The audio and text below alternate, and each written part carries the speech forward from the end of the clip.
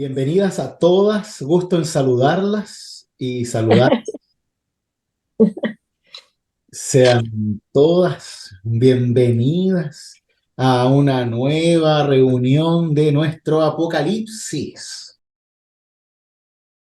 Las invito entonces a tener un momento de oración y así nos preparamos para nuestra apasionante lectura del Apocalipsis. Oremos.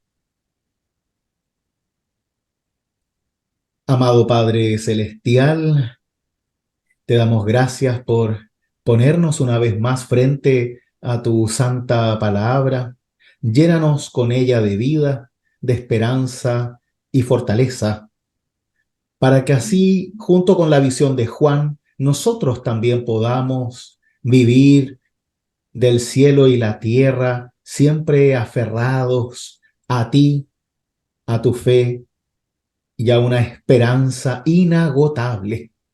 Quédate ahora con nosotros e inspíranos para que podamos comprender tu voluntad y la interpretación de esa voluntad en nuestras vidas. Lo pedimos en nombre de Cristo Jesús, nuestro Salvador. Amén.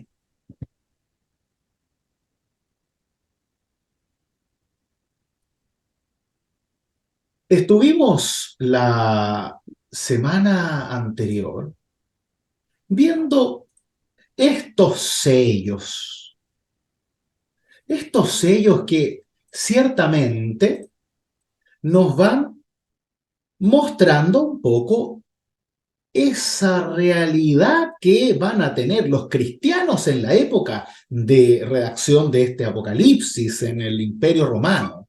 Vimos la semana pasada cómo en la visión de Juan aparece en el cielo con un libro escrito por ambos lados. Un libro importante, único, pues ese libro no podía abrirse. Y es así como él llora de desesperanza, desconsolado, porque ese libro era el libro de Dios, hasta que aparece el cordero sacrificado y triunfante al mismo tiempo. Pues ese cordero es el único que puede abrir los 7 sellos de este gran libro. Desde ahí que inicia un nuevo proceso de esperanza. Ahora esas lágrimas se secan y empieza a escuchar Juan el canto de los ángeles. Miles de millones de ángeles adoran al Cordero que está por abrir esos sellos.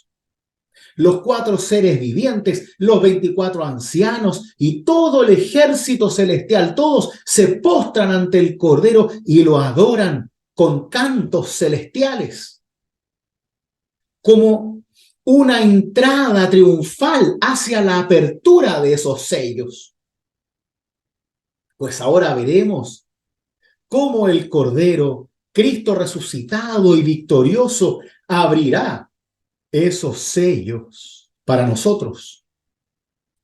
Veamos en el Apocalipsis capítulo 6. Dice así: después vi que el Cordero abría el primero de los 7 sellos y oí al primero de los 4 seres vivientes que decía con voz de trueno: ven. Y vi aparecer un caballo blanco. Su jinete tenía un arco, recibió una corona y salió triunfante para seguir venciendo. Cuando el Cordero abrió el segundo sello, oí al segundo de los seres vivientes que decía: ven. Y vi aparecer otro caballo rojo como el fuego. Su jinete recibió el poder de desterrar la paz. de la tierra para que los hombres se mataran entre sí. Y se le dio una gran espada. Cuando el Cordero abrió el tercer sello, oí al tercero de los seres vivientes que decía: ¡Ven! Y vi aparecer un caballo negro. Su jinete tenía una balanza en la mano y oí una voz en medio de los cuatro seres vivientes que decía: se vende una ración de trigo por un denario y 3 raciones de cebada por un denario, y no eches a perder el aceite y el vino. Cuando el Cordero abrió el cuarto sello, oí al cuarto de los seres vivientes que decía: ven. Y vi aparecer un caballo amarillo. Su jinete se llamaba Muerte, y el abismo de la muerte lo seguía. Y recibió poder sobre la cuarta parte de la tierra para matar por medio de la espada, del hambre, de la peste y de las fieras salvajes. Hasta aquí la lectura, esta es palabra de Dios.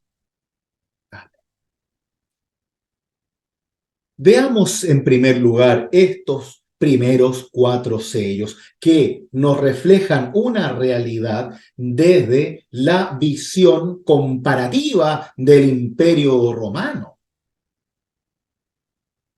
No sé si algunos lograron verlo, a mí me costó al principio, pero cuando llegué al cuarto dije: ya, aquí esto nos quiere decir que estos 4 seres vivientes, de alguna manera u otra, están haciendo un repaso sobre el peligro, la actitud, lo nefasto que es el imperio sobre la libertad de las personas. Veamos la apertura del primer sello. Es el primer ser viviente el que dice ven. Él llama al jinete con su caballo. Viene porque el ser viviente lo trae a la palestra como una especie de presentación en un teatro. Ven, haz tu movimiento, muéstrate quién eres, haz lo que tengas que hacer. Son como presentaciones de la actividad del imperio. En este caso, este jinete, después de ser llamado, aparece con un caballo blanco. No tiene nada que ver este blanco con las vestiduras blancas, sino más bien con los caballos blancos de los generales romanos, que siempre recibían los mejores caballos, obviamente.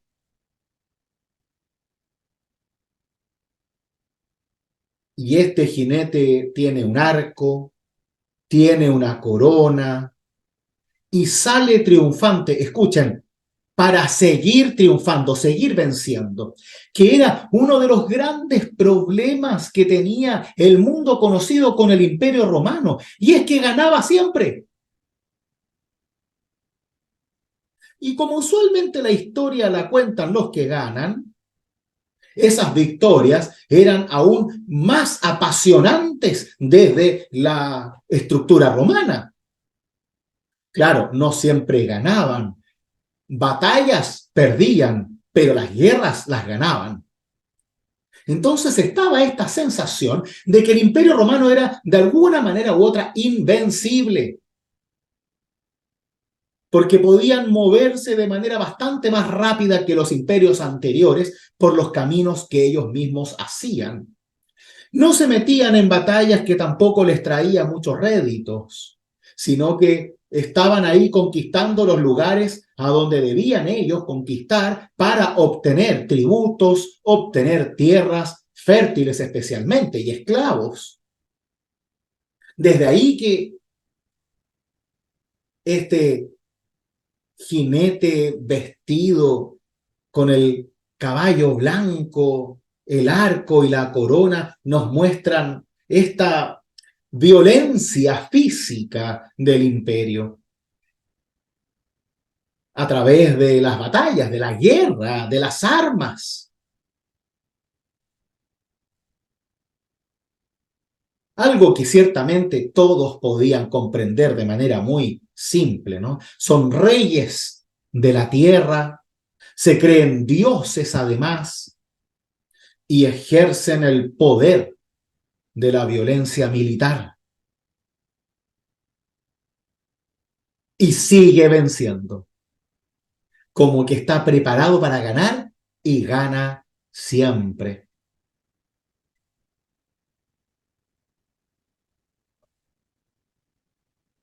Es lo primero que todo el mundo conoció del Imperio Romano. El miedo a la batalla, el miedo a que tengan la victoria. Cuando empieza a caer el imperio helénico o griego, ya en el siglo I antes de Cristo, recordemos que en el 333 antes de Cristo ya aparecen los griegos en la zona de Palestina y conquistan todo lo que es Israel, llegan hasta Egipto. Luego, cuando Alejandro Magno se muere, el imperio griego se divide en 4 grandes facciones, con un general suyo a cargo de cada facción. Por supuesto, como son seres humanos, ellos empiezan a pelearse por el poder. Resulta que ya estaban bastante maltrechos los griegos y los judíos empezaron a hacer continuas rebeliones para lograr su independencia, hasta que lo logran. Eso es parte de la historia de los libros deuterocanónicos de los macabeos. Muy buenos libros para leer de esa época. Cuando el Imperio Romano empieza a surgir, llega de manera bastante rápida hacia las fronteras de Palestina, a donde estaba Israel, ya independiente de los griegos. Pero a los romanos les interesaba bajar hasta Egipto, no les interesaba entrar en guerra con los israelitas y perder gente, sino que le dicen a los israelitas, oye, ¿qué tal si nos dejan pasar? Nosotros vamos hacia Egipto y no nos metemos en problema ninguno de nosotros. Obviamente, los israelitas no tenían ninguna opción. No les queda otra que dejar pasar al Imperio Romano, que va a conquistar Egipto, y por supuesto se quedan. Eso ocurre aproximadamente en el 67 antes de Cristo. Y desde ahí ya se quedaron. Entonces, cuando nace Jesús, ya nace dentro del Imperio Romano, que simplemente se estableció en esa zona, sin batallas. Y luego continuaron las revoluciones judías hasta que en el año 70 los romanos se agotan y queman toda la ciudad y asesinan a una enorme cantidad de personas. Y desde ahí empieza la diáspora judía, ¿no? Se quedan sin tierra, sin nación, sin nada. Pues, asimismo, cuando las personas entienden que el Imperio Romano se acerca, no puedes hacer otra cosa que entregarte, a menos de que puedas ser favorecido por el contexto geográfico, porque tienes armas que son más modernas, pero si no, no valía mucho la pena porque eran miles y miles y miles y bien entrenados. No eran como los otros imperios que tenían un batallón bien organizado y el resto eran puros esclavos que tenían que ir a morir solamente y pelear con lo que tenían. Acá en el Imperio Romano eran todos entrenados. Y si te aparecen 15.000 personas entrenadas con grandes escudos y lanzas, era muy poco probable que pudieras vencerlos. Pues ese es el jinete blanco. que se hace pasar por bueno, por eso lo blanco, ¿no? Porque existe algo que se llama Pax Romana, que es la paz al estilo romano. ¿Y qué te dice Roma? Que es lo que vamos a tener en estos cuatro jinetes. Aquí está todo bien. O sea, si tú quieres guerra, te la voy a dar. Pero yo vengo de paso por acá. Yo te ofrezco paz. Si tú te defiendes, va a haber guerra. Esta es la Pax Romana, en donde solo hay un ganador, Roma, y en donde todos los demás son súbditos. Pero si tú lo aceptas, va a haber paz. Si no lo aceptas, no va a poder haber paz por tu culpa. Tú te lo buscaste, porque Roma te ofrece paz. Si es que tú sigues lo que Roma te ofrece. Perfecto, pues. Cierra maravilloso, ¿no? Ese es el concepto de Pax Romana. Es la paz por medio de la violencia. Primero psicológica, política, social, hasta la física, por supuesto.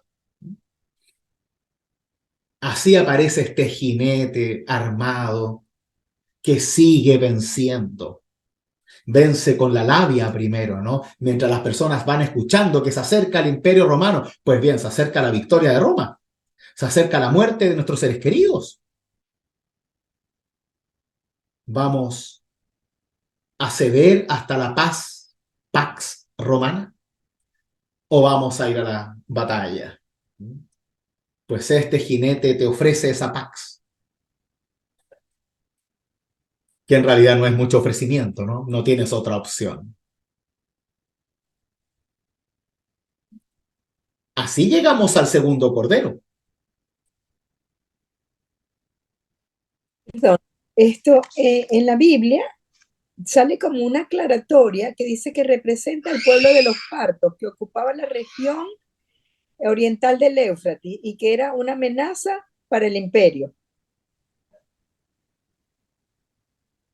¿Qué tiene que ver con, no, no sé, o sea, como que con la explicación que tú diste, esto no tiene nada que ver, ¿o sí?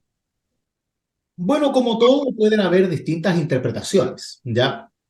Como los arcos eran las armas especialmente de los bárbaros que estaban más en las zonas alejadas del imperio y a donde el imperio luego va a ir a conquistar, algunos sostienen que este caballo blanco con el jinete con el arco puede también interpretarse como el peligro del imperio romano con los otros pueblos que están en sus fronteras. Ya. El tema es que a mí esa explicación que la leí también no me cierra tanto en cuanto los cuatro jinetes tienen una razón de ser y nos muestran ciertamente una relación nefasta del imperio con las personas, con los que sufren esa pax. Eh, puede haber algún guiño hacia los otros pueblos, pero no me convence mucho la verdad. Ok, perfecto. Pero veamos cómo cierran todos. Cuando veamos los cuatro primeros sellos, ahí yo creo que vamos a poder ver algo más global. Porque el segundo sello, nuevamente, el ser viviente dice, ven, aparece otro caballo rojo como fuego y el jinete que recibe el poder de desterrar la paz de la tierra.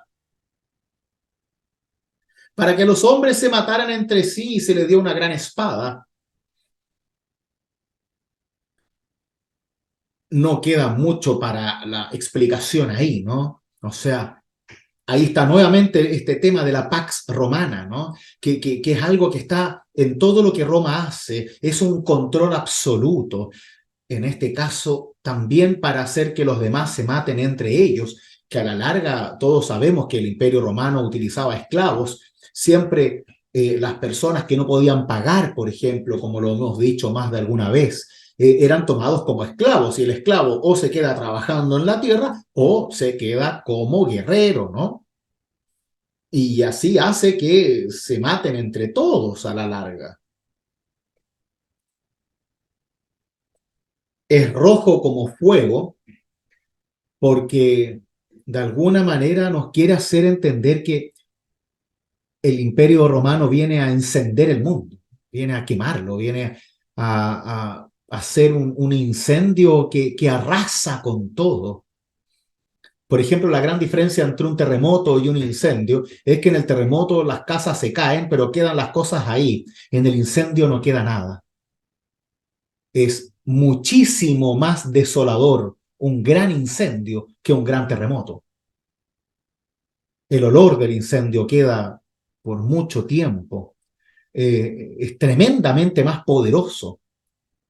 Aunque el terremoto puede afectar una geografía mayor, nunca se caen todas las casas. El incendio se arrasa nomás y no queda nada. Se van los recuerdos, se va todo. Acá se destierra la paz. Es decir, que si la paz estaba, esa paz que tú y yo conocemos, bueno, ya no está más. Ya no está más. Hasta ahí nomás quedó la paz. Ahora está la Pax con X de Roma. Es todo lo que hay. La paz fue desterrada. Desterrada junto con tus familiares, exiliada junto con tus seres queridos, asesinada junto con tus conocidos. Así es como funciona Roma en este caso. Así llegamos al tercer jinete. Nuevamente es llamado, ven, dice el tercer ser viviente. Y aparece en un caballo negro. Tiene una balanza en la mano y oye una voz que dice, se vende una ración de trigo por 1 denario y 3 raciones de cebada por 1 denario. Y no eches a perder el aceite y el vino. El denario, como saben, era usualmente el salario de un día, que claramente alcanza para mucho más que una pequeña ración de trigo, pues. O sea, acá se nos habla de una violencia social y también política del imperio. Hay una inflación sobre los productos. Aquello que debería alcanzarte para 10, te alcanza para 1. ¿Por qué? Porque el imperio recorta, recorta, recorta, recorta y todo te sale más caro porque tienes que pagar unos impuestos imposibles. Y así también te haces esclavo. Esa es la Pax de Roma. Así aparece como algo que se vende en la feria, como que uno puede adquirir. Claro, puedes adquirirlo. Aprovecha que puedes comprar una ración de trigo por tu salario. El imperio te lo está dando. Si no lo quieres, entonces puedes tener hambre. El imperio te lo da. Si sale muy caro, bueno, quizás tienes que trabajar más. Y así, así funciona.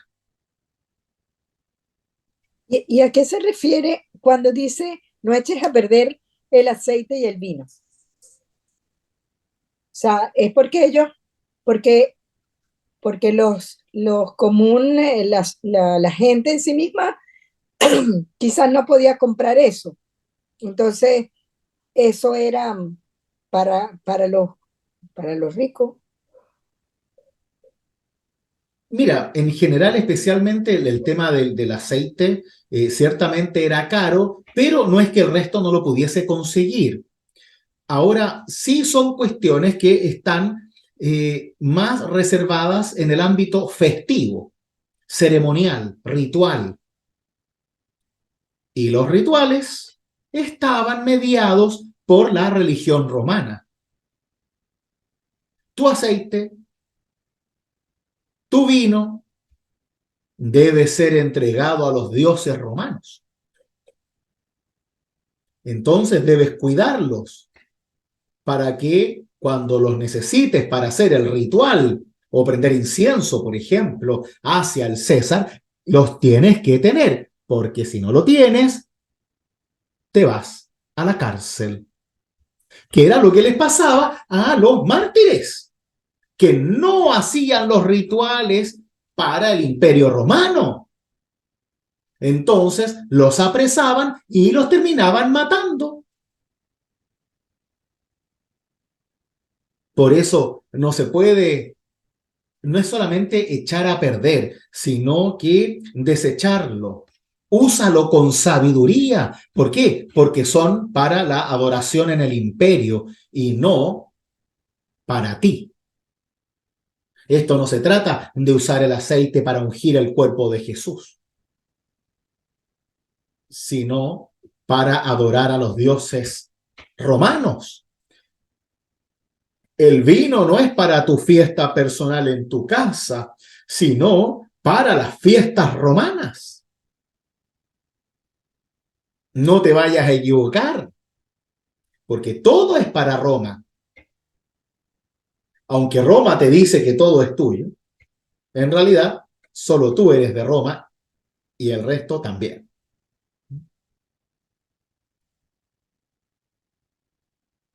Por eso acá también tenemos una violencia ritual, en donde aquellas cosas que son sagradas para ti, para tu religión, se empiezan a transformar en un peligro. Peligro también para ti, para la vida de tu familia, de tu comunidad. Por eso, cuida el aceite y el vino. No vaya a ser que lo uses de manera equivocada y tengamos que castigarte por ello.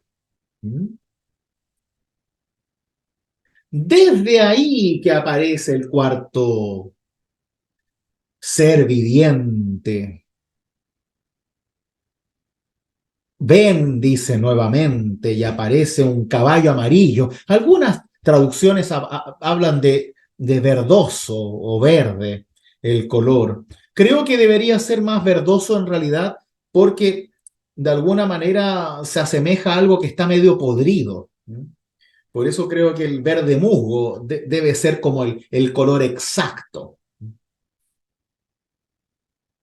Aparece ese caballo y su jinete se llama Thanatos en griego, muerte. De ahí viene tanatología, ¿no? El Thanatos es la muerte misma. Y el abismo de la muerte lo seguía, el Hades.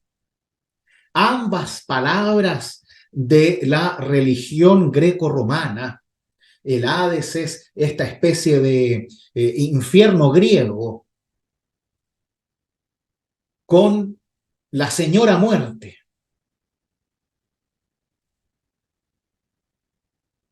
Y así recibe el poder sobre la cuarta parte de la tierra, todo el imperio, para matar por medio de la espada, del hambre, de la peste y de las fieras salvajes. Como que resume todo lo demás. Tiene todo el poder de lo que pasa dentro de ese imperio donde están los cristianos. De alguna manera tiene ese poder, lo recibe, lo usa para matar, para producir muerte, para separar. Y claro, la gente se muere de hambre porque hay una cantidad de pobres inmensa. Ya vimos lo que costaba el trigo, ¿no es cierto? ¿Cuántas personas no pueden comer, no tienen tierras y cuando tienen un poquito de dinero no les alcanza para comprar nada? No tienen libertad tampoco para guiar sus propios rituales, a veces sí, pero siempre mediados por la religión del imperio. Entonces, la peste también está ahí, porque con todos los viajes que hacían los romanos también traían las pestes consigo, tal como los conquistadores trajeron las pestes de Europa a Latinoamérica. Y las fieras salvajes que utilizaban para los juegos, en donde también asesinaban a los esclavos, con los gladiadores y todo eso. O sea, el panorama es muy oscuro, tremendo, en donde la muerte está ahí, en tu puerta.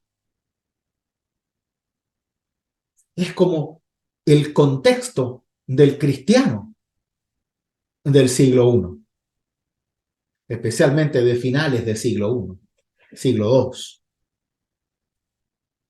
Es así como sentían los cristianos esa realidad, una opresión que no se puede medir. Ese sentimiento de que te aprieta el pecho la realidad en la cual vives.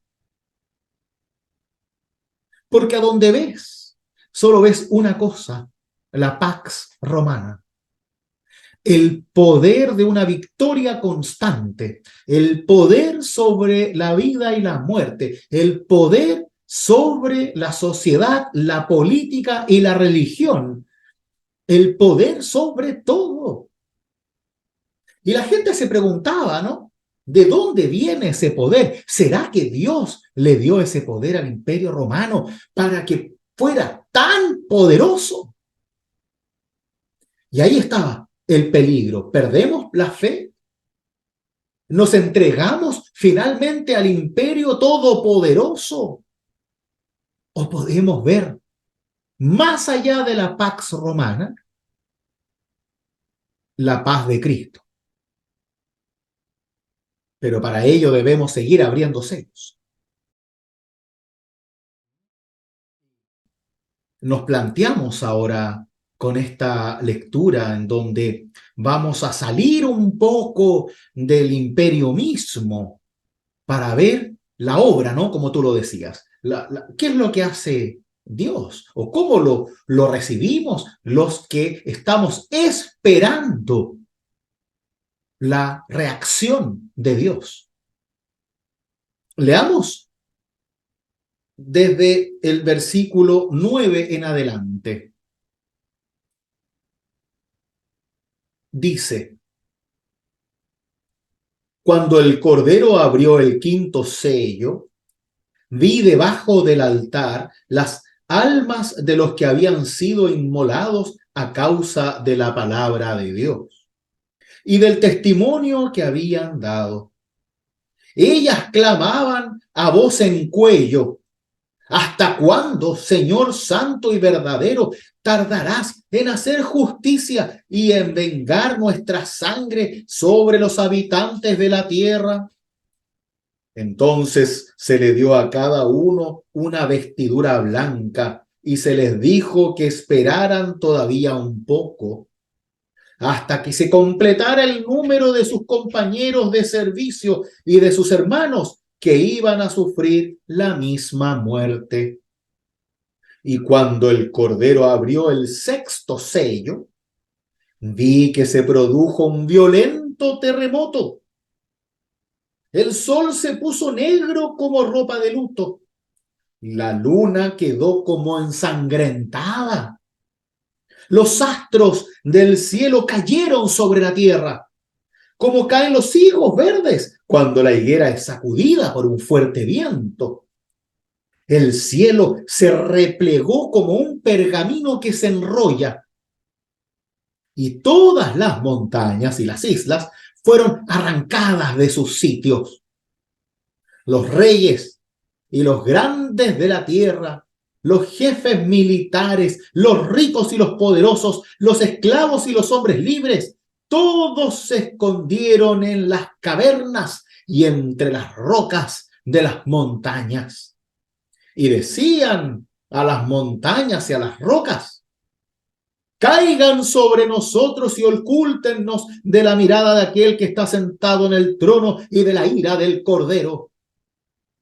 Porque ha llegado el gran día de su ira, ¿y quién podrá resistir? Aquí la lectura de estas palabras de Dios. Acá tenemos un cambio. Sale un poco la obra del imperio, de la escena, del teatro en el cielo, para que todo el cosmos entre en escena. Salimos del imperio para ir a la creación toda. Este quinto sello primero nos muestra algo muy importante, tremendamente importante, y es las vidas de los santos mártires. Dice almas, pero ahí en realidad se refiere a las vidas. Las almas en realidad no se ven, esa es una cosa griega. Acá estamos hablando de que los mártires están vivos en el cielo, se ven. Vemos a los mártires vivos en el cielo, los que han muerto con su fe en el pecho, en sus labios, en su voz. Los que han muerto dando testimonio de Dios están vivos en el cielo. Y los vemos debajo del altar, como si fuese la fe de los santos mártires lo que sostiene nuestra adoración a Dios. Sostienen el altar de Dios, la fe de aquellos que han derramado sangre por amor a Dios. En el fondo, exigencia de justicia por la sangre de los mártires. Eso están pidiendo. Claro. Claro, por la injusticia que ejerce el imperio. Ahora quieren reacción. En efecto. Tal como sucede en muchos salmos, ¿no? Este quinto y sexto sello se parece mucho a varios salmos que dicen: bueno, ¿hasta cuándo, Señor? ¿Hasta cuándo vas a estar dormido? ¿Hasta cuándo que no haces nada? Me persiguen y tú no me proteges. ¿Hasta cuándo? Despierta. Pues así, estos cristianos también dicen: ¿hasta cuándo? ¿Cuánto tardarás en hacer justicia? Porque tú eres el Señor santo y verdadero, no el imperio, no el César. Tú eres el único que tiene ese poder. Y a pesar de nuestro dolor, seguimos creyendo que solo tú tienes ese poder. Y no nos equivocamos, pero a pesar de eso, quiero saber hasta cuándo tenemos que esperar. ¿Por qué? Porque se nos pone duro el camino. Está difícil la cosa. Hay muchos que están cayendo. ¿Qué hacemos, Señor? ¿Cómo nos muestras tú la fuerza de tu poder ante semejante destrucción de vidas humanas, creyentes y adoradores del buen Dios, del Dios verdadero, noble y santo? Pues así les da dos cosas. No les da la venganza que ellos quieren. Les da vestiduras blancas de santidad. Aquí la vestidura blanca sí es aquella que solemos reconocer como una obra de Dios en nosotros. ¿Por qué? Porque los reviste de santidad, los reviste de salvación, de una seguridad de salvación, para que así sepan que estos mártires vivos en el cielo son santos de Dios. Pero tienen que esperar un poco más, porque hay muchos aún que tienen que unirse a ellos en la confesión de la fe. y quizás incluso morir por esa fe.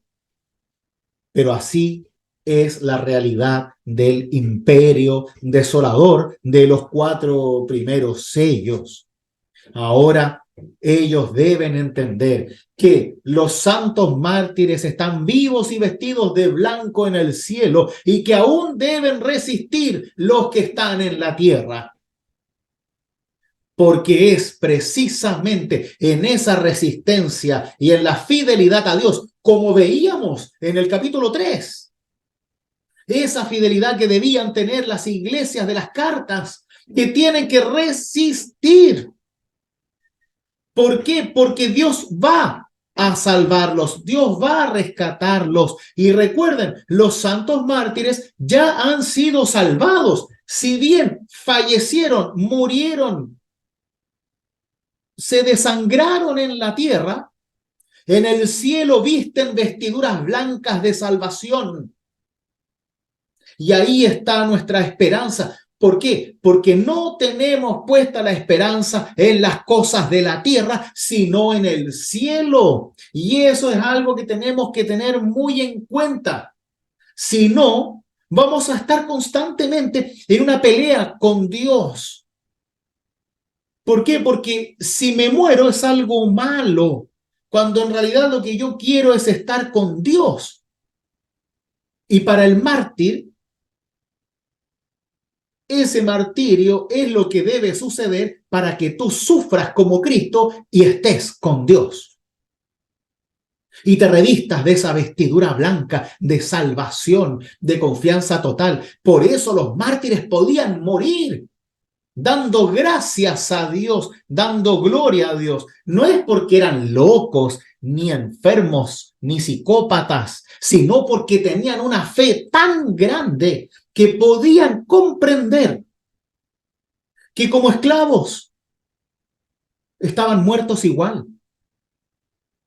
Y que era mejor estar muerto en Dios, con la certeza de ser un santo mártir que Dios abraza y reviste en el cielo, a uno que reniega de Dios para seguir siendo esclavo.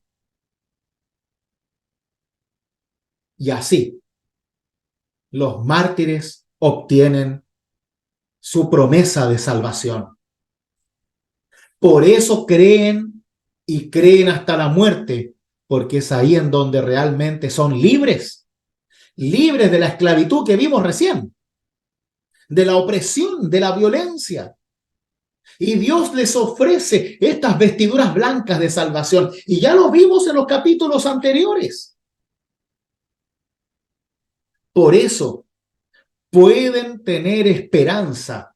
Y los que aún están en la tierra también, porque saben que pronto se unirán con aquellos que están revestidos de santidad y salvación en el cielo. Por eso no teman.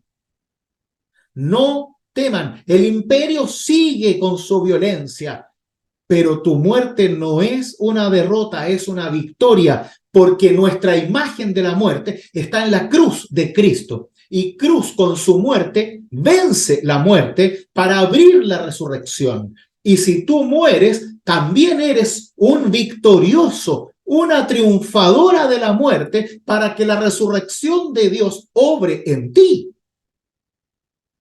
y en los tuyos, por medio de la fe. No es una derrota. Uno de los grandes problemas que tenemos en nuestra cultura occidental es que vemos la muerte como un castigo, porque nunca es buena, nunca es suficiente. Porque tenemos esta idea enferma de que la muerte es algo que Dios lo hace para hacerte sufrir. O esa cosa de porque Dios sabe por qué hace las cosas y cosas por el estilo, cuando en realidad la muerte solo es la muestra final de la fragilidad de una vida finita. Y puedes morir sin Dios o puedes morir con Dios. Esa es la única diferencia de cómo vas a morir. El cuándo y el cómo mueres no es tan importante como con quién mueres. Y eso es lo que los cristianos debemos entender, porque de otra forma vamos a ser siempre víctimas de la muerte y no protagonistas de una vida con Dios. Una vida que no termina con la muerte, sino que se hace plena con la muerte. Por eso no podemos tenerle miedo a la muerte. Porque para nosotros la muerte es vida. ¿Por qué? Porque el cordero que ha sido inmolado es un cordero victorioso, vencedor. Y nosotros también vencemos en esa muerte. Por eso las enfermedades, los cataclismos, los asesinatos no son castigos ni pruebas de Dios. Son solo muestras de la fragilidad de nuestra vida humana en las cuales nosotros nos preguntamos si estamos o no estamos con Dios. ¿Para qué? Para que esa muerte precisamente tú la puedas vivir con Dios y no en la desesperanza de una oscuridad sin sentido y sin Dios.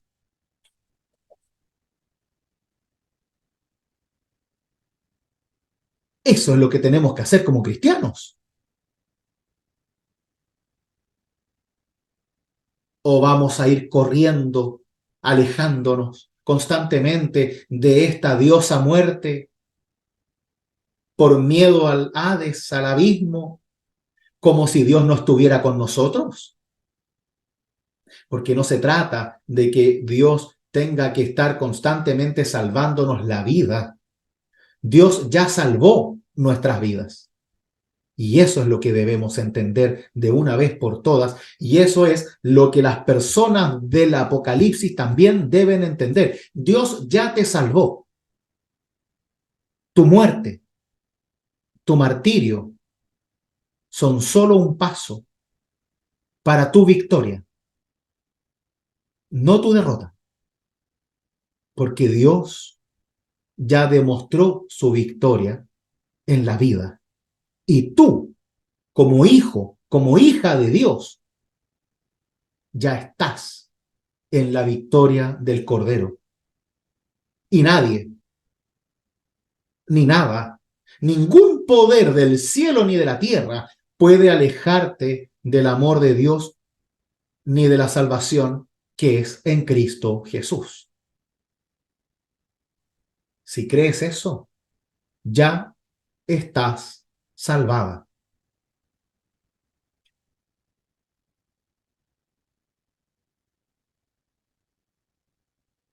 Por eso no importa tu martirio, no importa tu enfermedad. Lo importante es si estás con Cristo o no. Y si te sientes como una victoriosa, triunfante en Dios, en donde ya no medimos la vida por cuánto dinero tenemos, o cuánta salud tenemos, o cuántos años vivimos, sino por una vida bien vivida con Dios. Los años que puedas, de la forma que puedas, con lo que tuviste y con lo que no, con lo que ganaste y con lo que perdiste, siempre segura en Dios. Eso es nuestra labor como creyentes. Porque luego se abre el sexto sello y vienen los cataclismos. Claro, el sol se vuelve negro en un eclipse. Aparece la luna de sangre que nos da temor. Los astros se caen como higos que se aplastan en el suelo. Se destrozan. Han visto los higos en el suelo, ¿no? Son una cosa bien fea. Hasta el cielo se repliega como un pergamino, ¿no? Es como asimilando el control de Dios sobre todo, que pesca el mundo y lo mete en un librito. Claro, ¿qué tanto, no? A veces nos creemos que somos el centro del universo, ¿no es cierto? Cuando esto es un solo pergamino de Dios, ¿no? Las montañas se sacan, se van para un lado, para otro. Claro, esas tremendas montañas que vemos que dominan el paisaje no son nada. Las enrollamos en un pergamino y ahí quedan. ¿Y qué? Los grandes jefes militares, los ricos, los poderosos, los esclavos, los hombres libres, aquí muy importante, todos por igual, ¿ah? No hay solamente una crítica a los poderes del imperio, no, todos por igual, a todos se les va a hacer, como se dice en la calle, ¿no? A todos se les aprieta el potito y todos tienen miedo. ¿Por qué? Porque si no creen en Dios, van a entender el cataclismo como un castigo. Y no es así. Ven la ira de Dios porque saben que la merecen. ¿Quién podrá resistir? Pero ojo, ahí es donde vamos a tener la gran prueba en nuestras mentes de entender que estas cosas que suceden solo las vamos a ver como ira de Dios en la misma relación de nuestra culpa.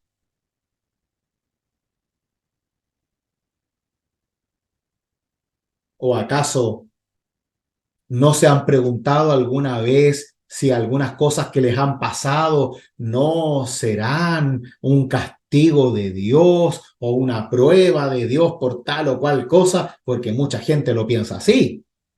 Y cuando yo tengo culpa y me pasa algo malo, es como leer el horóscopo en la mañana, ¿no? Si me dice el horóscopo, vas a tener un encuentro muy especial, ten cuidado con tu dinero. Oh, mira, me encontré 100 pesos. ¡Wow! El horóscopo tenía razón. Voy preparado para eso. Cuando tengo culpa y una fe errónea, entonces empiezo a entender que cualquier cosa que pasa es o no una prueba castigo de Dios. Ahora, que caigan las montañas para que nos oculten de la mirada de aquel que está sentado en el trono. Esto me recuerda mucho a Adán y Eva cuando se ocultan detrás de los arbustos al estar desnudos para que Dios no los vea, como si Dios no mirara detrás de los arbustos, ¿no? Como si Dios no viera tu desnudez, tu fragilidad. Claro, ocultémonos detrás de las montañas para que no nos vean, para que no vean nuestra falta de fe y de confianza en Dios. Porque el mártir que está listo para su muerte no se oculta en las montañas. Es el falso creyente el que se oculta detrás de las rocas y las montañas. El mártir le pone el pecho al sol oscuro, a la luna de sangre, porque no tiene miedo de Dios. Podrá tener miedo del imperio, pero no de Dios, porque Dios lo salva, Dios le da vida, Dios lo abraza, Dios lo anima hacia una vida eterna con Él. Pase lo que pase, porque la ira de Dios no cae sobre los creyentes. La ira de Dios no trata de castigos humanos. Recordemos, el Apocalipsis no está para negar las promesas de Dios. Claro, uno le gustaría ver cómo Dios destruye a los malos, ¿no es cierto? Pero esto no es una película, queridas mías. Recordemos que Dios ya prometió en la época de Noé que no iba a destruir su creación y debemos confiar en que eso es así. Si es que hay eclipses, si aparece la luna de sangre como la vimos hace poco, ya está. No busquemos a Dios en los astros. Busquémoslo aquí en su palabra. No esperemos el terremoto que se viene porque se viene, lo profetizo. Bueno, no es muy difícil saberlo, ¿no? En un mundo de terremotos, para empezar a ver en quién creemos. O según cómo nos va con el terremoto, vamos a ver cómo Dios nos quiere. Eso es lo que queremos ver. Si se me rompen las cosas, si se me cae la casa, entonces Dios me quiere o no me quiere, o me preparo para el terremoto con Dios.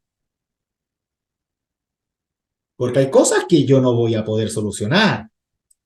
Puedo ponerle sellos a todas las puertas y todo eso. Bueno, pero si se cae el techo ya fue, digamos, ¿no?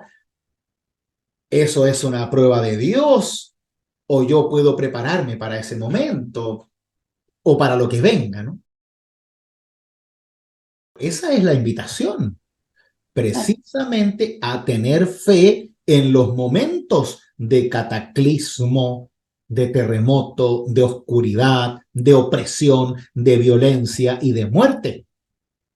Esa es precisamente la idea.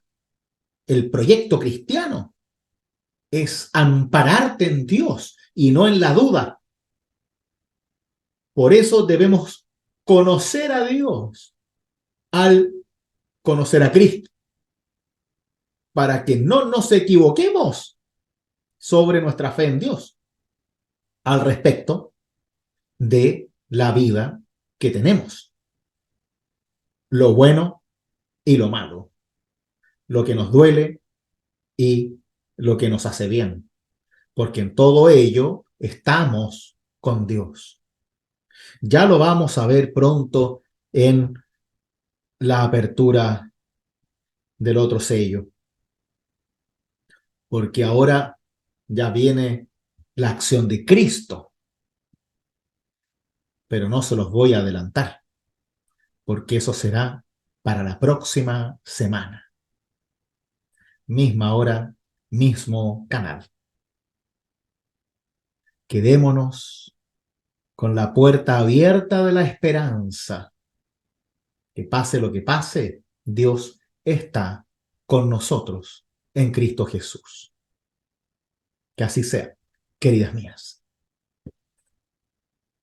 Amén.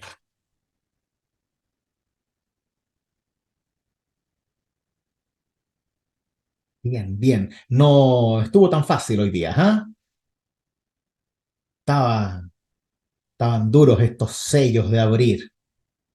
Y lo que pasa también es que, bueno, por ejemplo, para mí fue así como, wow, pero es que todo está malo.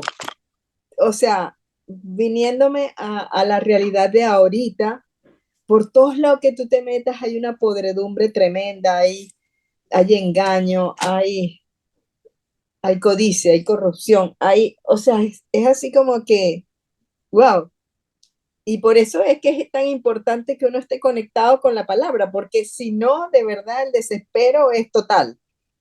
O sea, estoy hablando en mi esencia humana meramente, porque de verdad que algunas veces, o sea, bueno, también vi la película esta de Sound of the Freedom y de verdad que, o sea, es así como demasiado duro todo.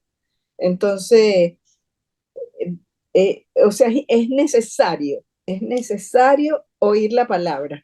O sea, de verdad, es la única forma. Así O es. sea, no hay otra, no hay otra. Porque si no, entonces caes en un revuelo como que para atrás, no sé, es así como angustioso. Claro. O sea, caes en este peligro de pensar que es Dios quien hace la maldad en el mundo. Mm, Y eso destruye. no, no, sabes que son los humanos, pero así como dice, o sea, me identifiqué tanto, ¿hasta cuándo, Dios? ¿Hasta cuándo me identifiqué con eso? O sea, porque, wow, es que todo está podrido. Entonces, como que los que estamos pendientes de la palabra y acogernos ahí, como que tenemos que estar más unidos que nunca, porque es que te desequilibran también. O sea, voy a eso, ¿no? ¿Sí? Es importante. Sí, así uno queda medianamente centrado. Exacto, No perdemos la visión de aquello que no podemos ver cuando estamos sufriendo o cuando vemos el sufrimiento de otros. correcto. Así estamos siempre de la mano de Dios y no nos transformamos en víctimas, que es el gran peligro de nuestras vidas cuando sufrimos.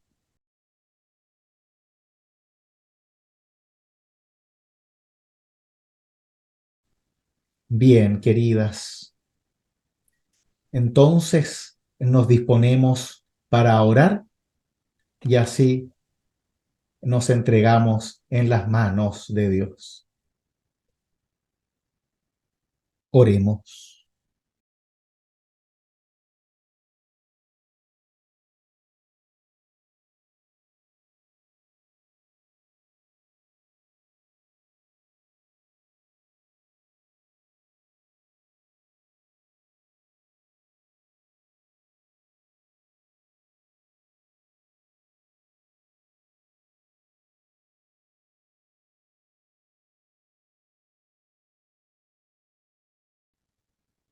Todopoderoso Dios, tú que muestras tu poder desde el cielo en la salvación de todos los que en ti creen, en el cumplimiento de tus promesas y sobre todo en la vida que tú nos das a través de Cristo Jesús y su victoria sobre la cruz.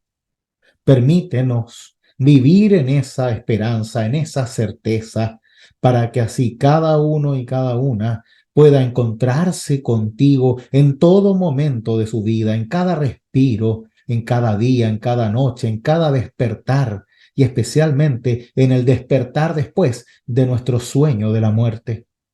Porque sólo así, estando contigo, seguros en ti, podemos vivir una vida de verdad centrada en tus mandamientos y en tu victoria, y no en la de los poderosos ni infieles del mundo. Ayúdanos, Señor, a poder vivir en tu fe y que esa fe nos haga servidores tuyos para bien de aquellos que nos rodean, para servir a los necesitados, para dar esperanza a los desconsolados y acompañar a los que sufren. Obra tú en nosotros para que sea tu voluntad por sobre la nuestra. Te lo pedimos en nombre de tu Hijo Jesucristo, nuestro Salvador. Amén. Que el buen Dios, que es Padre, Hijo y Espíritu Santo, las bendiga ahora y siempre. Amén.